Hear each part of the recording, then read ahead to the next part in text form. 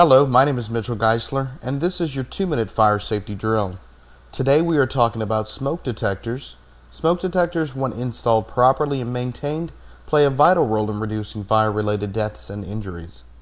Since the late 1970s, smoke detectors have contributed to nearly a 50% decrease in fire deaths.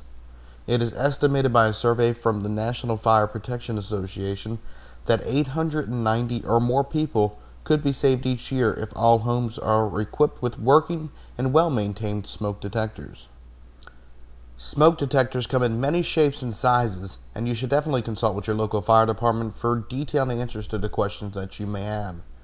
Smoke detectors should be installed on every level of your home, outside of every separate sleeping area.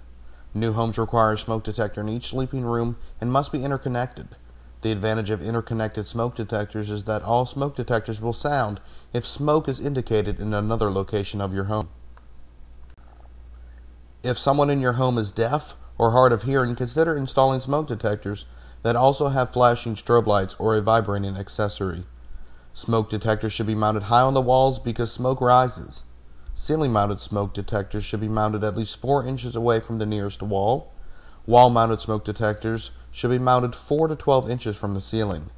If your home has high-pitched ceilings, then install the smoke detector at the highest point. Do not install smoke detectors near windows, doors, or air conditioning ducts where a draft may interfere with their operation.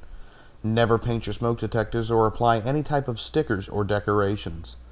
The battery in your smoke detectors should be changed at least once a year and should be tested on a regular basis. Importantly, your family should know that once you hear the smoke detector, they should get low, below the smoke, and exit your home immediately.